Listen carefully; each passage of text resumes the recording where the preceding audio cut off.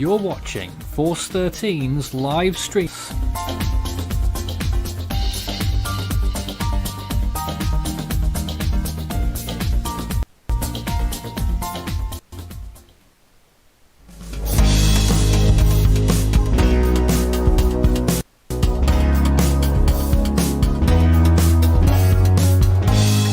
And now, the latest around the wide world of tropics. Tropical Weather Bulletin for July 8th, live. Well, here we are on another day around the world with two systems active as we speak. Tropical Storm Elsa, which has now entered Georgia, as well as Tropical Depression 8W, which will be making its way into Vietnam shortly. 39 storms have formed so far this year as we enter day 189. It's day 38 of Atlantic hurricane season. Elsa there in Georgia has been causing a wide swath of impacts across the Caribbean, and now that is continuing into the United States. It is expected to push its way up the eastern seaboard over the next 3 or 4 days. 5 storms have formed so far this Atlantic hurricane season. In the eastern Pacific, it's day 54, and it's quiet as it has been the last few days, and even over a week now. Nothing on the horizon. There is a little bit of a rumbling in the models, but given the lack of consistency and the fact that the eastern Pacific does not perform well, we're keeping that at 0 for now. In the western Pacific, there's Tropical Depression 8W in between the Hainan Peninsula and Vietnam. And then, of course, we also have a 10% AOI. That is for the eastern part of the western Pacific basin, although that is likely going to be forming in the later portion of the forecast period. In the North Indian Ocean, we are still in that gap between the season, the first and second peak, of course. We are in that little in-between area where nothing usually forms, so no storms are active, and nothing, of course, expected in the next 5 days, probably within the next few weeks, too. Here's the Atlantic satellite imagery. You can clearly see Elsa there entering Georgia. Its outflow and influence is still experiencing in terms of Florida impacts, and even Cuba, they're still seeing some clouds there. A little thing interesting there off of Texas as well, but that's not going to be developing into anything anytime soon. Eastern Pacific, it's really just a mess of clouds, not really much going on besides the average ITCZ activity. Really no notable features, and of course there's obviously nothing in the Central Pacific as well. So really nothing that we think we could form in the next 5 days. You can see Depression 8W there. Its outflow is massive, although it is making landfall soon in Vietnam, so it's really not expected to get a name at this point. The JTWC has already discontinued advisories on this system after it only peaked as a depression by them for only 6 hours. Really not much else that you can really tell that will become a tropical cyclone anytime soon here. In the North Indian Ocean, there is really not much besides your average monsoonal activity, and then of course the outflow going on from 8W though. The Arabian Sea looking pretty clear as always in this aspect of July. In terms of the floater imagery, this is Elsa as it made landfall this morning. It made landfall with winds of around 65 miles an hour. Of course, it has now since weakened and is now down to 45 miles an hour as of the latest 8 p.m. advisory. Of course, it will be riding up the eastern seaboard, so impacts there are expected. Here are the sea surface temperatures for the eastern Pacific. We're still looking at areas around 29 degrees Celsius. Some patches of 30 degrees Celsius still trying to show up as they have been for weeks now. In the Gulf of Mexico, it's kind of cooler now, back down to 26 to 27 spots, but the general pattern is that it's still around 28 degrees Celsius. The main development region, of course, is still steadily warming up as we head into July, and of course that trend is expected to continue, especially as we head into August. In the North Indian Ocean, it continues to cool down for the Western Arabian Sea. It's now more likely to see the 24 to 26 degrees Celsius temperatures near Oman. Of course, you also have the Philippine Sea that is still seeing an impressive amount of area around 30 degrees Celsius, maybe spots around 31, and that's also the case where 8W is near Vietnam. And of course, the Southern Hemisphere, we're still looking at pretty cool conditions.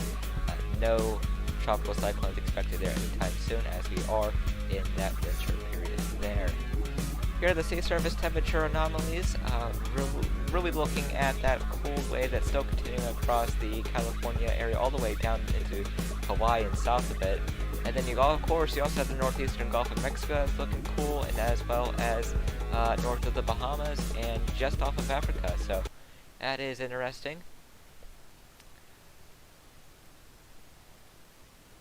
There we go. We've got our stream back up, and of course, we're starting it off with the latest National Hurricane Center cone. And of course, with today, we are now joined by Christian, Jonesy, Z, Dakota, Mike, Rishi, and Ryan S. Now, we're going to be starting it off with the two people that are in the impacts with this, if they would like to speak. Ryan S., who is in Northport, Florida, which just experienced the system. We have Z, who has also been experiencing the system, as well as myself, Rishi, and even Jonesy, who will be impacted. So really, almost everyone in this call, with the exception of Christian, will be impacted or has been impacted by Elsa in some way. What are we seeing with Elsa as we head into the night period?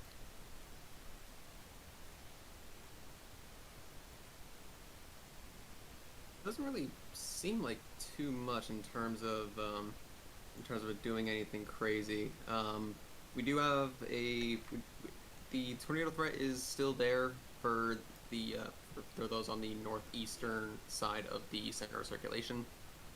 However, that is to be expected with pretty much any landfalling tropical cyclone, in my opinion. There have been a couple of tornadoes already produced earlier this afternoon, so definitely the threat. Take it seriously. As it rides up the coast, just keep an eye out for any other watches of that nature. In terms of wind speed, it doesn't look like it's going to be re-strengthening anytime soon, definitely not within the next 24 hours.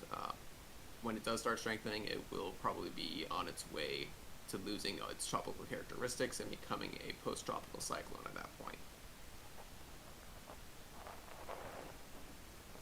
Yep, of course, we now have tropical storm warnings all across the Georgia coastline as well as the South Carolina coastline. And then you have a tropical storm watch that is affecting the coastal areas of North Carolina, Virginia, even into parts of Maryland, Delaware, New Jersey, the entire Long Island area, so pretty much the New York coastal areas, Connecticut, as well as Rhode Island, and even parts of Massachusetts. Now, as of right now, the cone pretty much has two landfalls that we could be looking at. One in the Chesapeake Bay, and then, of course, the second one there near or west of Cape Cod, so it's pretty much going to be somewhere near Massachusetts.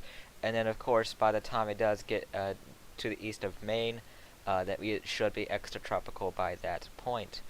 Now, we're going to be pulling it up to Z's stream, which pretty much has the radar of what we are seeing with Elsa there. What are you seeing from this? I see a typical on land sort of cyclone at the east. You notice it sort of seems like a wave coming forward. It is still spinning, of course. It should expected to move northeast towards the Savannah and Charleston area. There is a noticeable band. There are noticeable bands here northeast of Waycross coming towards Jessup, and there is a larger band east around the area of Brunswick. So that's basically it. It extends from Jessup down to Gainesville, basically. It's past is yeah, that's all I have to say. Yep, definitely interesting. And of course, we're going to be seeing some more weakening. It is likely that we do see it go down to a depression briefly, and then we're going to start seeing some jet stream interaction that will help it re-strengthen somewhat, while it's probably still inland. Kind of why we still have those tropical storm watches despite a forecast to a tropical depression. Jonesy's internet is looking to be on the risky side, so we will try to get his stream at some point. We'll see if this works now. We have the interactive cone pulled up. That is from Jonesy. And Jonesy, what are you seeing from the interactive side of things? Well, the interactive cone, which they did for 8 p.m., was basically just a carbon copy, just updating the positioning of the 5 p.m. cone. The main differences between, and I've been looking at the interactive cone all day, the main differences between the last full advisory cone, so 11 a.m. and 5 p.m., is they were calling for multiple landfalls along the East Coast. The only one that stayed was Chesapeake Bay and a New Jersey landfall right at the Delaware Bay, so just west of Cape May. I will zoom in on that to show you where that is. So this is the Chesapeake Bay landfall. That is the New Jersey landfall. The earlier cone did say about central Long Island was going to receive the landfall, which would have led to a Connecticut landfall. Now it's saying only just west of Montauk on Long Island would receive the landfall, and then a landfall out on Rhode Island. As I shift my cone around, it's still possible that Cape Cod could receive a landfall if this decides to go shift more east, which is what the 5 p.m. cone did compared to the 11 a.m. cone, and that could mean Martha's Vineyard and Cape Cod receive landfalls. Maine no longer is expected to receive a landfall. They were expected this morning. As you see now, saying it's going into the Bay of Fundy and going to make landfalls up in New Brunswick and Prince Edward Island, but at that point it would be extratropical, post-tropical by then. Well, before you continue, I would like to say, although it doesn't explicitly, Jonesy just explicitly said that Maine is not going to be seeing a landfall, keep in mind the cone is where the center of the storm could be. So, of course, if it does take a little bit more of west than where that center line is showing, then yeah, we could still see a Maine landfall. And I would also like to reiterate the fact that just because you may not be in the cone for this, especially with the wide swath of the eastern seaboard that we're seeing out of this, this does not mean that you are outside of the impacts we will be seeing from this. Of course, it is likely that pretty much a large majority of the eastern seaboard, whether you're 50 or 100 miles inland, you're still going to be getting impacted, whether it's rain or the gusty winds or whatever the system does end up bringing. Of course, a majority of us in this call will be impacted by in some way, which is kind of crazy if you look at the perspective that really, of course, we're doing a tropical weather bulletin and we're covering a storm that is essentially impacting all of us. Mike and Z have already been through this. Jonesy, I believe, is in the cone or just outside of the cone. Rishi, I know, is near or inside the cone as well. I don't know if you're under a tropical storm watch. Rishi, are you under one?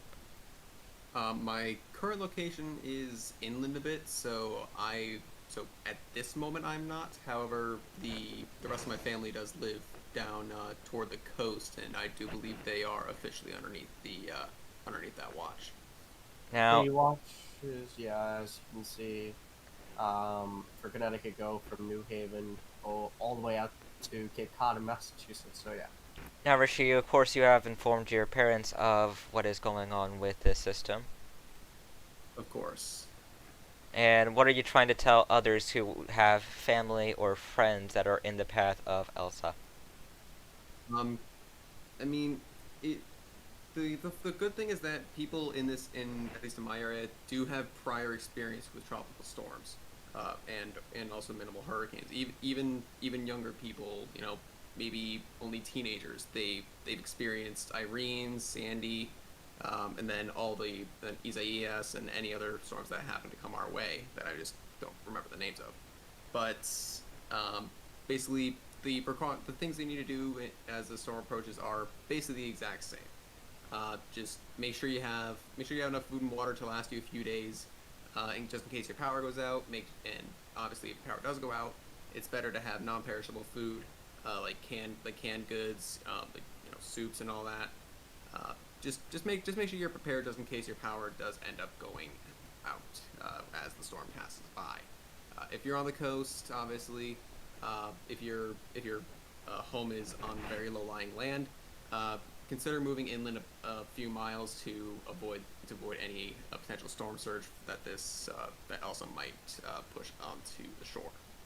Apart from that, it's just make sure that you're keeping an eye on things. If things are getting hairy, get and basically treat it as if there is a severe thunderstorm, or if you prefer a tornado, just get into the interior home or as low as you can. Should be fine. Christian has, of course, pulled up the chance of seeing tropical storm force winds. Of course, it looks like there's over a 90% chance east of where Elsa. We've been dealing with a pretty lopsided system, so it's pretty, well, it's pretty, well, okay, sorry about that. It's not surprising that we're seeing that to the east and not really to the west. That is expected to remain the case. Of course, this is inland now, so we're really just going to be continuing to see more of the impacts towards the southeast and eastern parts of the center. And really what we're looking at is it's going to stay a 10 to 20% chance of tropical storm force winds. I think the National Hurricane Center really isn't too confident about where those tropical storm force winds are really going to be felt yet, or whether it's just going to be felt offshore. Given the fact we are seeing a tropical storm by this time, it does exit the U.S. coast and back into the western Atlantic. And really what we're seeing is that there is a good chance of seeing tropical storm force winds possible across parts of north or eastern Virginia, as well as southeastern Maryland and southern Delaware. So that's really something to be looking at. And then, of course, Cape Cod is in that 20 to 30% chance as well. I'm sure once confidence increases and we get a better idea where those tropical storm force winds will likely be, then we will probably have more of a percentage chance of seeing those tropical storm force winds. But of course, please follow your National Weather Service office instructions. I mean, you really got a chance of tropical storm force winds that extend way inland South Carolina, into central North Carolina, into central Virginia, even northwest of where I am, in Maryland, and then of course southeastern Pennsylvania, most of New Jersey, all of Rhode Island, most of Connecticut, and then of course Massachusetts, New Hampshire, and even Maine. So we're really looking at a significant widespread area that will be seeing impacts, and of course a slight chance of tropical storm force wind gusts, or even maybe sustained. But regardless, even then it doesn't stop there. Friday we're seeing this in Nova Scotia, and then Saturday to Newfoundland. So we still got another 4 days or so before the impacts can be said and done. And then of course we have Jonesy's stream, which unfortunately it seems to be suffering from internet again. But here's the satellite imagery. Mike has that up, and it looks like it is a bit outdated since that is the scene from before it made landfall. Mike, you gonna play or show what happened, pretty much? Yes, I'm just going back to yesterday. I'm going back to just yesterday.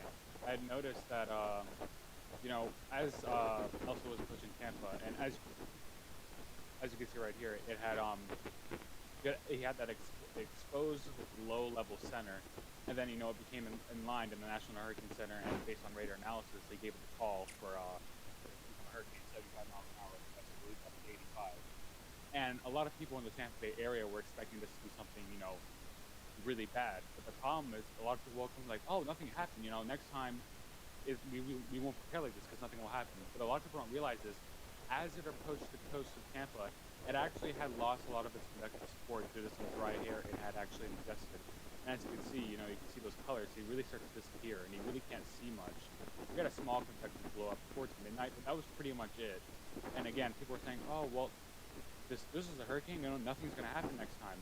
And again, people, you have to realize that this storm had lost a lot of its convective support as it approached the coast of Tampa, and that's why you got rain and wind and flooding, but not nearly as bad as it could have been.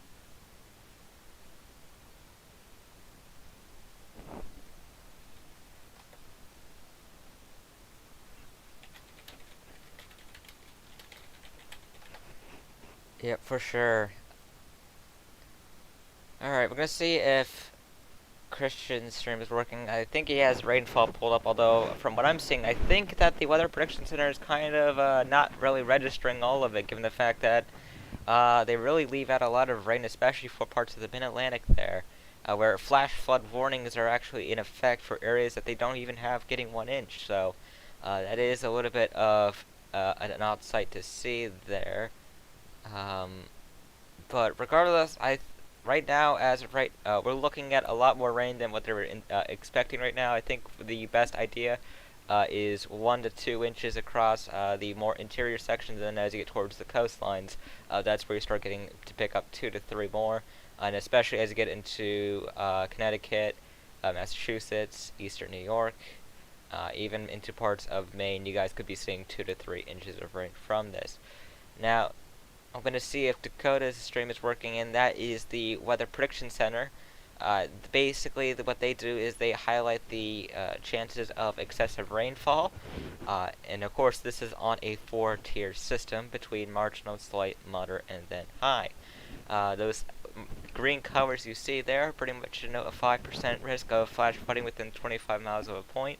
That's yellow color denotes 10%, which is a 10% risk of flooding that equates to a slight.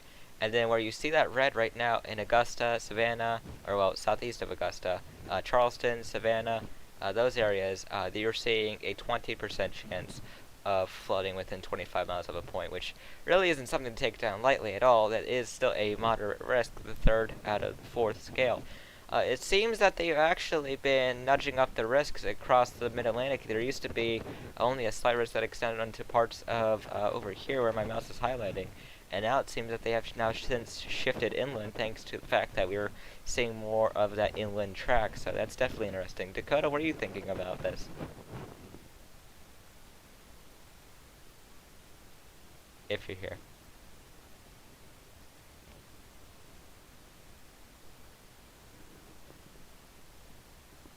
Okay, seems we don't have Dakota at the moment. That is okay. What I'm kind of interested about is the fact that we're seeing this little stripe where it doesn't have as a slight risk over here in Maine. A little bit confused by that. You usually don't see that, especially when you have a tropical cyclone coming in. So that is odd to say at the very least. But really, reading out some of the cities that are going to be in that slight risk for flash flooding in the next 3 days. This is for east of Tallahassee. You got Wilmington, North Carolina, Raleigh, Cape Hatteras, I should say, Durham, Norfolk, Virginia, Richmond, and the stream is ended. And of course, all up the Mid-Atlantic and Northeast as well. Here are the key messages. Christian, what are you seeing from these? What is the National Hurricane Center trying to urge people to do? Let me have a read through of these as well. I'm just as basic. It's saying again heavy rainfall across southeast Georgia, southern North Carolina, as well as southeastern Virginia, which may result in flash and urban flooding. And again, heavy rainfall across the northeast and New England Thursday to Friday could lead to isolated flash and urban flooding. Again. So, excuse me.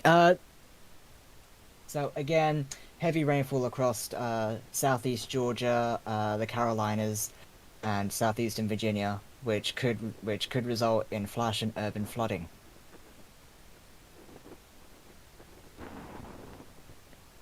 What are your thoughts on this?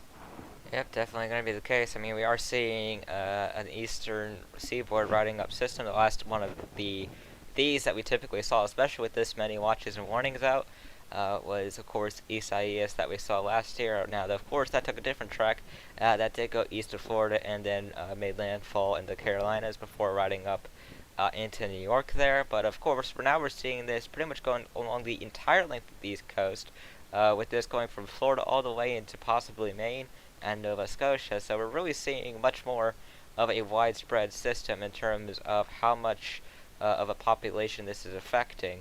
I mean, you really got near New York there in a tropical storm watch. You've got the, all the ocean cities. Of course, we are seeing a big boom in those beaches there, given the fact that it is now in the midst of summer there. It is July, and of course, we did just get out of 4th of July weekend too. So, of course, there's going to be beachgoers that are there. So I'm really hoping that they are taking those tropical storm watches as a mission to just make sure everything is secure. Another thing that the National Hurricane Center is doing is issuing tropical weather statements. These are below the tropical storm watch criteria, of course. They give an idea of what to expect, and I know that those have been issued across portions of Maryland. There was some for Delaware as well, and then I know there's some for Massachusetts as well. I gotta look to see if that has updated at all, because of course they don't show on the National Hurricane Center map. I'll see if I can get information on those tropical weather statements so I can read out what's going on for those if you are in those, because of course It's more than just tropical storm watches. If you're not in the tropical storm watch, it does not mean you're in the clear at all for this. But as of right now, we have tropical storm watch in terms of cities that are included in those tropical storm watch: Wilmington, Jacksonville, Greenville, Kitty Hawk in North Carolina. For Virginia, Virginia Beach, Newport News, Chincoteague, and then of course once you get into Maryland, Salisbury, Cambridge, Georgetown in Delaware, Lewis in Delaware. Once you get into New Jersey, Atlantic City, Somers Point, Toms River, Lakewood, Marlborough, Middletown, and of course Long Branch.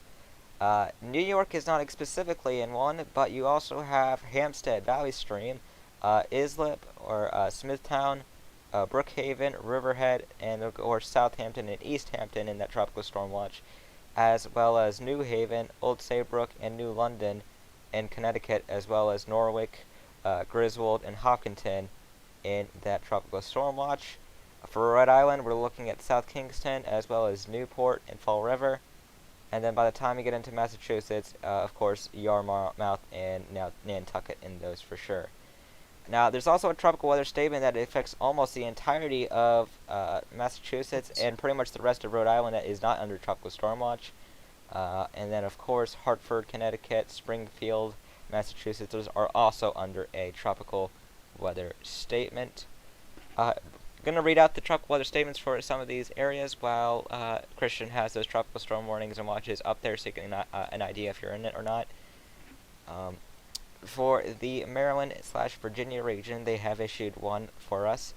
They have said that it is now 700 miles southwest of Baltimore, 690 southwest of Annapolis. It's down to 45 miles an hour, of course. And they're saying that Elsa will quickly move through northeast across the area, bringing the potential for flooding rains, isolated tornadoes, and gusty winds. Of course, a flash flood watch was issued, saying that 1 to 2 inches of rain are expected west of the 95 corridor, 2 to 3 for those that are east and south of the 95 corridor. So that is, of course, something to monitor. Going over to the one in the New England area. Give me a second real quick as I get that pulled up elsewhere.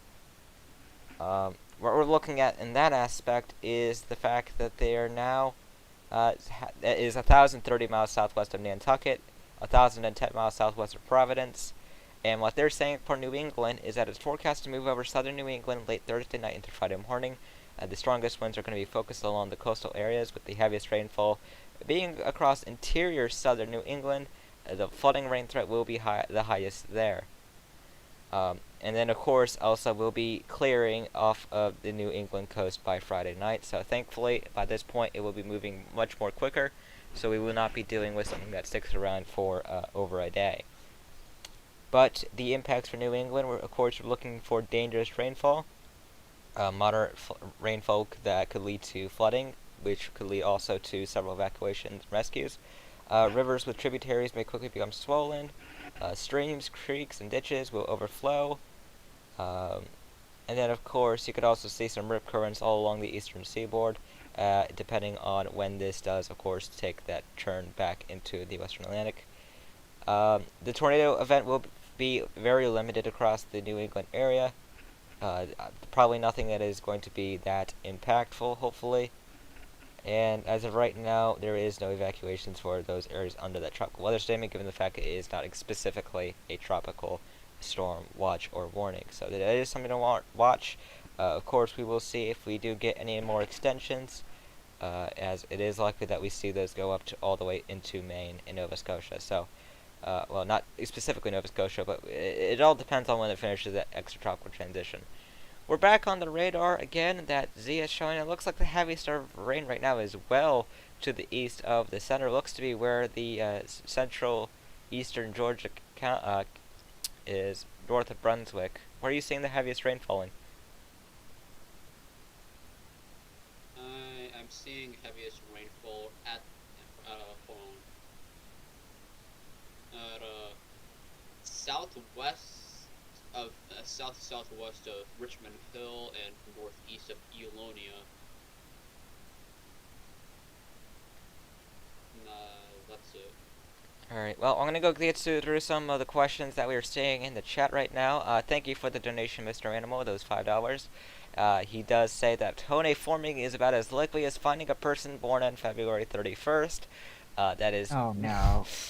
I guess we have one of those Hone joke supporters. Thank you for supporting us and giving us those $5. We of course use that money to help further better our equipment and of course bring better and more quality content to you viewers.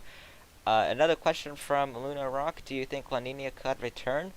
What we're really seeing at this point for the remainder of this year, we will likely either stay in a cold neutral or develop a weak La Nina towards the late summer and the fall months. So it is likely that we could see some weak return to a La Nina, although it's not going to be as strong as what we saw in 2020. Another question, is the storm still going to interact with the jet stream and maintain tropical storm status? It's expected to go down to a depression probably in the next 12 to 24 hours. But then it will go back up to tropical storm by the time it makes a New Jersey landfall, possibly for Maryland as well. Not sure, but definitely right now they're forecasting a tropical storm landfall in and around the Rhode Island, Long Island, Massachusetts area.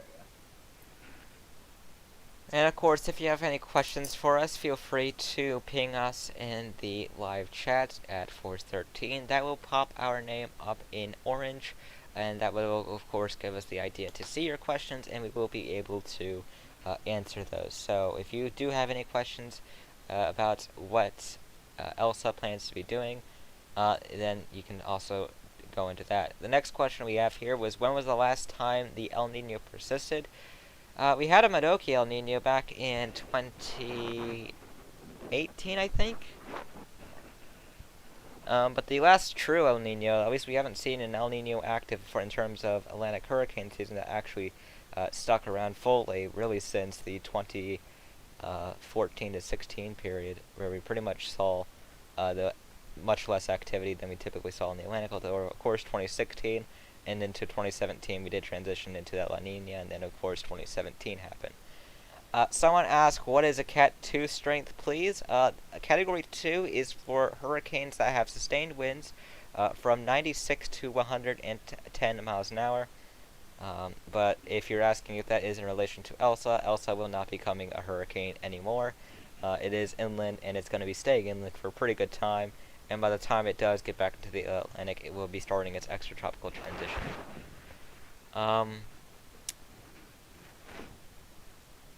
Let's see here. How do the lows that become tropical and subtropical systems form? Yeah, well, that's a very broad question. Typically you see tropical systems form in a variety of ways. Sometimes you can find them coming off dying cold fronts. Sometimes they come as tropical waves off the Atlantic, our African coastline. Eventually those do develop, and then of course they get that circulation, and of course that's what you usually see. So there's a whole bunch of other ways that they can form. It's just a matter of how they do so, because even extratropical systems can become tropical depending on how they go into the sea surface temperatures and conditions for it. Another question, also, what happened with the Jacksonville twister? Yes. So, Rishi, I know you were tracking that, and what did we see with that Jacksonville twister associated with Elsa earlier? Example on earlier. I shouldn't be laughing. It was a fairly significant tornado. I can't tell from the damage photos how strong it was, but it definitely was. It was definitely a good one in terms of strength. Sadly, the Jacksonville tornado did end up claiming a life as during its brief lifetime of, I believe it was on the ground for no more than about 10 or 15 minutes. However, later on, about half an hour later, the same cell produced another damaging tornado just over the state border as it continued northward. I, again, have yet to see much in terms of damage photos from that tornado as well, but it does seem like that single embedded supercell was quite prolific in terms of producing large, dangerous, and damaging tornadoes. So, In terms of how strong I think it was, I don't think it will. I don't think it'll be rated anywhere higher than an EF2. Most likely EF1. But again, it's still way too early to call at this point. It's just speculation from me. And yeah, continuing on with that severe threat, I have pulled up Jonesy's stream, which is highlighting from the Storm Prediction Center. They issue severe weather outlooks, and of course, this is the day one, and this is specifically for tornadoes. So, Jonesy, what are you seeing in terms of today's severe event for Elsa? I think it's just gonna push through towards its current cone. It's probably gonna go through. So for Elsa, this is what's over here.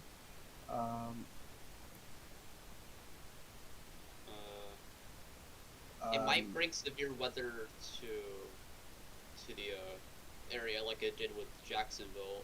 Not as strong though, but it could bring some severe weather like right in here. I'm curious about this here in particular.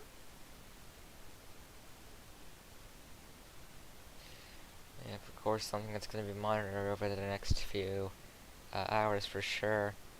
And Jonesy, do we have any severe threat related to Elsa tomorrow? Because of course. So we do. I'm just gonna quickly go over today's severe threat because I know Z was just talking. There will be a new day one coming out at top of the hour. So I would expect this 5% to either shrink or go away completely. So this is pretty much what's with Elsa over here. Not really anything over there. No 5% wins for Elsa today. So that is today from Elsa. Tomorrow from Elsa. This is not Elsa over here, but I do expect a slight risk, like what we have over here in the Dakotas. I do expect maybe a slight risk to pop up for tomorrow, and this is day 2. It will become day 1 at 6Z, so 2 a.m. And this is, I'm going to cut it in half right here. Anywhere, so the western half of the marginal is not Elsa. The eastern half of the marginal is Elsa, because you can see with if it wants to load.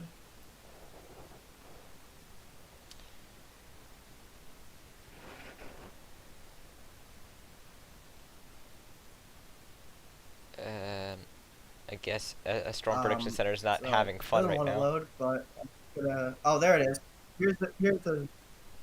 No, it's not. Here's the 2% risk for tornadoes tomorrow. As you see, that is the eastern half of the marginal. And you can see it's a wide swath from all the way from South Carolina to Delaware, goes over the Delaware Bay, and then from Jersey up through PA into New York and Vermont and down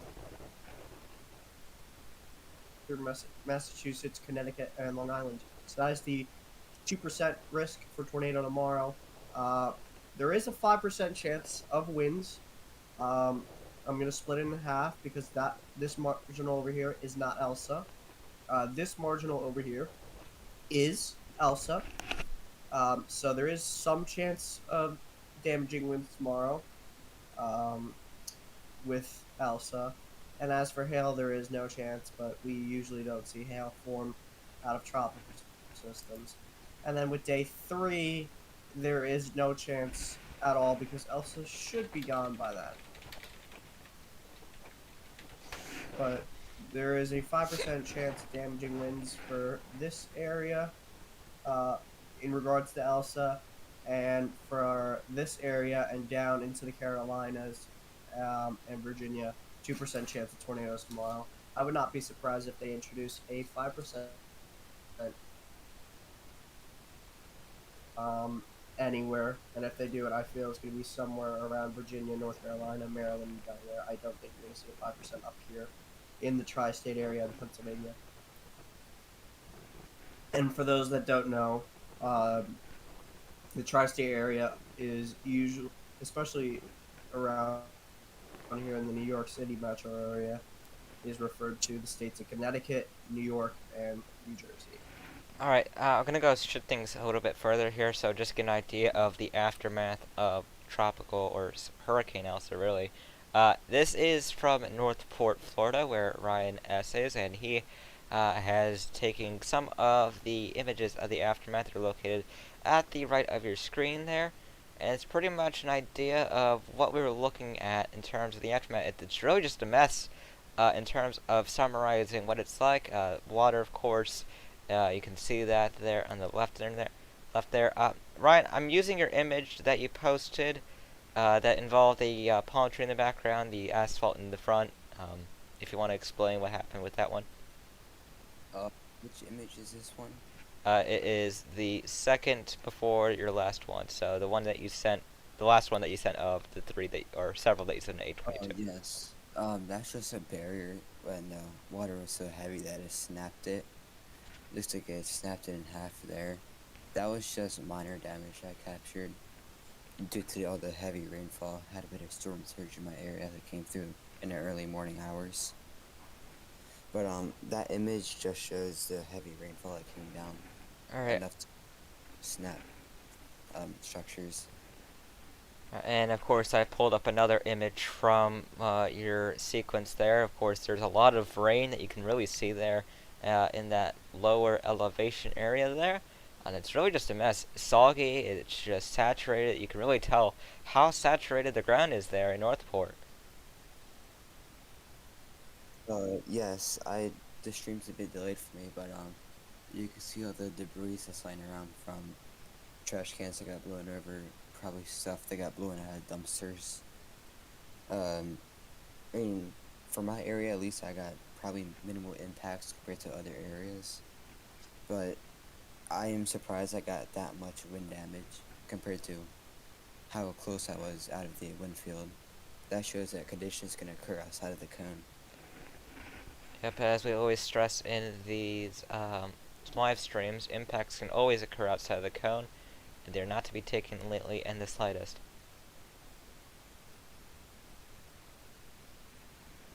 I'm gonna get another image pulled up real quick. If this works with me here.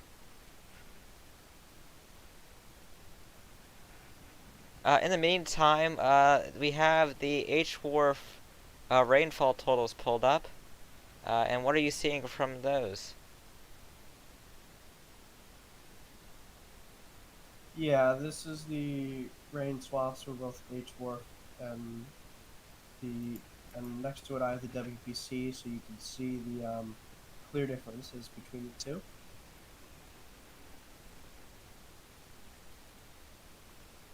Yeah, it looks like H-Wharf wants all the rain more focused inland, it seems. Yeah, the H-Wharf wants it more inland compared to the WPC, which has it more coastal. I also need to see what run of the H-Wharf. This looks to be the 12Z run, so from this morning. I think the most recent H-Morphs, so 18Z and 0Z, haven't come out yet. So I'm not sure really what they're showing. But they are showing a 4 to 8 inch swath through the Appalachians.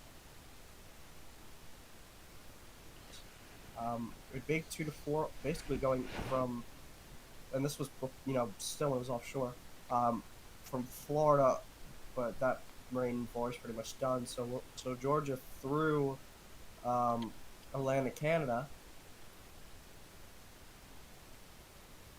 Meanwhile, the Weather Prediction Center only has it more coastal, so areas like in New York and Hartford and Portland would get the 2 to 4, and more inland would get less rain, where the H-Wharf is saying more rain's going to fall. So you can see how the two models are differentiating between each other.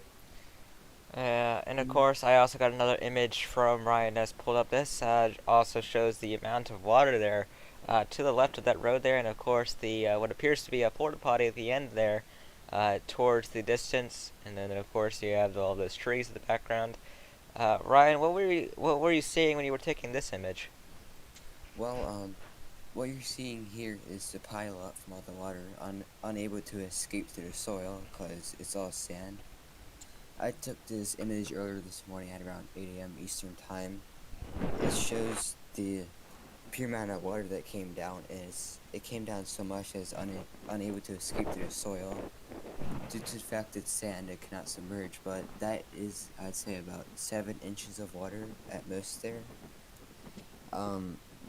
Well, in the other images I showed, you can see the city people pumping it all out, but that's just pile up from the rain there. We have I've a, got around, sorry. we have a really good question from Mr. Green and Purple. How can tropical cyclones contribute to tornado outbreaks and events? Well, you know, tropical cyclones can spawn hurricane. I think you meant to say that. Yeah, you meant to say tornadoes then. They can spawn tornadoes, obviously. Ivan on tornadoes. They can spawn tornadoes. God, that's a blooper reel moment. Oh, So yeah, they can spawn tornadoes. The most tornadoes out of a tropical cyclone was Ivan in 2004. I believe there was like 120 something out of that, or 170. And of course, there was also I'm not sure off the top of my head. another one that comes into mind and I'm not is. gonna say Yes. Oh yeah, Isaias produced quite a few tornadoes, and then of course also in 2005, there was Hurricane Rita, which of course. had a good amount, but not like record. Yeah.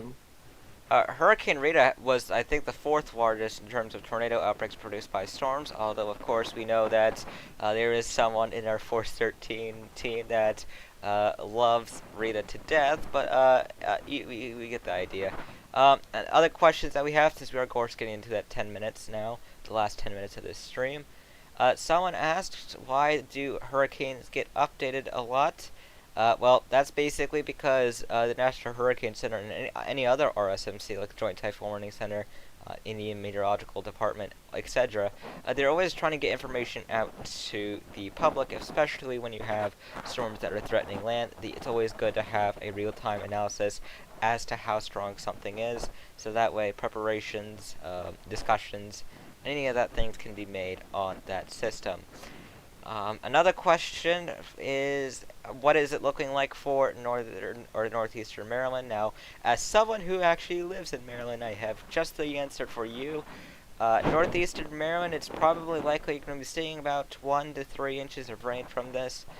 In terms of gusty winds, it's all about what kind of track that it takes. If it takes that more inland track, it looks like it's going to be more towards the 15 to 20 mile an hour wind speed. And then, of course, if it does go off or more towards the eastern side of the cone, then it's going to be slightly less.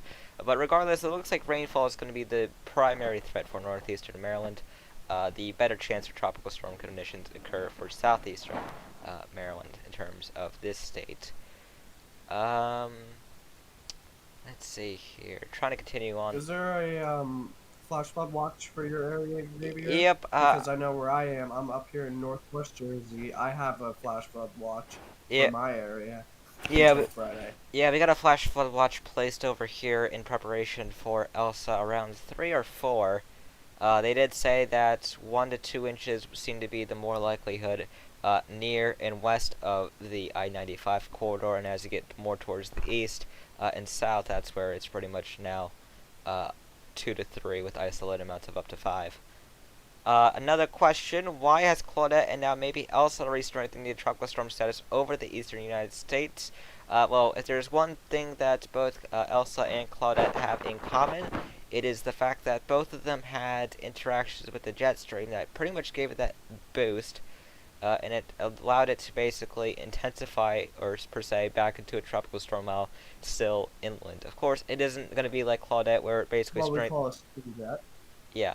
Sting jet was basically what occurred with that, and that's what allowed for these two systems, or will be allowing for this system specifically, to re-strengthen back despite not being over water yet. And then, of course, as you get towards the later phase, you're going to have baroclinic forces that are going to be allowing it to strengthen slightly more as it approaches the New England coastline, because as soon as this enters back in the ocean, you're only going to have sea surface temperatures that are going to be extremely cool and not really supportive for tropical cyclone development there, so it's going to be relying on those baroclinic processes. Another question, is there anything trying to form in the Caribbean? No, there is no areas of interest we have in the Atlantic, thankfully. There was a little signature that the GFS was trying to provide, but it looks like models have dropped off that, thankfully. We also have another question. I don't know whether Hurricane Michael means SJO or SOI, but they're saying that it's skyrocketing, and what are our thoughts on that? He clarified then afterwards with SOI, so I think that's what he means. Yeah, I mean, he said SJO twice. I mean, which one do you mean, SJO or SOI? Yeah, he's clarified with the follow-up question. SOI is skyrocketing. What are your thoughts?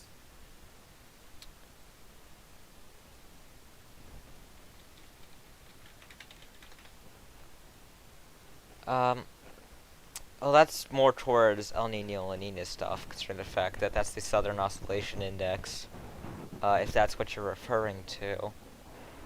I don't know if that's going to stay a trend or not. It could. I'm really not sure how that is going to go. I think it's going to be something that we need to be watching closely if it is skyrocketing. I have a lot of more questions. I'll try to get those. So I'm going to just ask again what we're looking at for Maryland. When is it expected in Maryland? Elsa will be arriving here tomorrow afternoon, and then we'll be coming, at least the worst of the rainfall will be towards the night. Most of the rainfall will be towards the night, where we will see the 1 to 2 inches of rain or more, depending on where you are in Maryland. Is there... Okay, so if there's any more questions, please let us know. I do see one. So I see let's somebody. Rafael Fernandez. Fernandez. I apologize if I butchered your name. He has a asked, do you we've think had that's so much where we make it rain? worse? Yes. So yep, all the severe weather has been providing a lot of honestly kind of needed rainfall over the last few days, but it definitely has been quite a bit. As for could it make it significantly worse, it could, but it might not be as much as we're thinking. It all depends on the track. If it tracks a little further to the west, then the Northeast will be given more of the tropical moisture for a longer period of time. If it tracks more over out to the east, then it will get out over the open Atlantic much faster than obviously if it goes west. And as such, since it doesn't really have too much convection getting all the way around to the northwest quadrant, it would lead to much less rainfall for us. So significant impacts. There might be some flash flooding, but in terms of it being widespread, I don't think that will be the case. Someone asks, is the MJO slowing down because after Elsa it's kind of quiet? Well, of course we all know that the MJO phases, of course, they pretty much benefit as around the world, just depending on where it is. And as of right now, we are entering of course, more an MJO that will not be supported for as much Atlantic development as we've been seeing. So, thankfully, it does not appear that we will be seeing much more in terms of Atlantic development for now. It is likely that we could still be seeing some kind of subtropical activity, and that doesn't really inhibit that much, but regardless, it's still just the beginning of hurricane season. If this was baseball, it's only the second inning. Mr. Animal, you just became a Category 3 fan today, so of course we update these, and the tropical weather bulletins are actually made before we go live. It's always the tropical weather bulletin segment. It's just the live stream and all that stuff part that we do as we are live. So it won't be on today, but I'm sure that it will be there soon, because we do update those once every 2 weeks or so. And of course, that is time for us to update those. So we will get you on there. You will be at the end card soon enough. But of course, we are going into the end of the stream at this point, so I'm going to be reiterating those watches and warnings that are currently in effect. As of right now, there is a tropical storm warning in effect from the mouth of St. Mary's River, Georgia to Little River Inlet in South Carolina. There is a tropical storm watch that is in effect for north of Little River Inlet, South Carolina to Sandy Hook, New Jersey, the Pamlico and Albemarle Sounds, the Chesapeake Bay south of North Beach, and the Title-Potomac south of Cobb Island, the Delaware Bay south of Slaughter Beach, Long Island from East Rockaway Inlet to the eastern tip along the south shore from Port Jefferson Harbor, eastward on the north shore. And of course, there's also a tropical storm watch for New Haven, Connecticut to Sagamore Beach, Massachusetts, including Cape Cod, Block Island, Martha's Vineyard, and Nantucket. Answering that last question, impacts in Suffolk County, New York. Hold on, let me figure out what that is, or where that is in New York. That's about Long Island area. the middle east. part of Long Island. Oh, that means you're on a tropical storm watch, which means it's likely that you could be seeing tropical storm conditions from this system. So I would say, if you are there, I would suggest preparing for this system, making sure that you have all those actions necessary and done. Alright, I'm going to go get the last part of this booted up. Thank you to my team for helping out. It has been a great hour with you guys, and I hope that we will be doing more of these eventually, of course. Let me get... No problem. You're welcome. No problem. Absolutely. Anytime. Happy to show images. Yep, and yes, of course, it was definitely great. And with that, time to get to the last segment, the On This Day, and of course, the next names. On this day, in July 8th, 2006, Typhoon Iwiniar was weakening as it passed to the east of China. It was more or less going towards Japan at this point as a weakening typhoon. It did reach super typhoon status previously at Category 4. A truck with depression 5W had also formed on this day. It would later become Tropical Storm Billis, or Bilus, depending on how it's pronounced. And of course, there was nothing active in the Atlantic or any other of the basins. Of course, Cyclone History is the sponsor for the On This Day. Of course, you can find them on Twitter at the handle below. Well, with that, here we are. The next name for the Atlantic is Fred, followed by Grace. In the Eastern Pacific, it's Felicia, followed by Guillermo. And as someone said in the Central Pacific, it's more likely that we see Hone never, because obviously it's not going to be happening this year at this rate. Western Pacific, it is Infa, followed by Sempaka. In the North Indian Ocean, it is Gula, followed by Shaheen. In the Southern Hemisphere, we are looking at the New Southwest Indian Ocean naming list now. The next two names there that we will be seeing now are Anna, followed by Batsire. In the Australian region, we're looking for Patty and Ruby.